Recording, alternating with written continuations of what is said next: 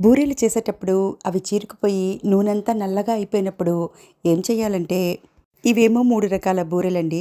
పెసలతో చేసిన బూరెలు, జునుగులతో చేసిన బూరెలు, అలాగే కొబ్బరి, నువ్వులు కలిపి చేసిన బూరెలు.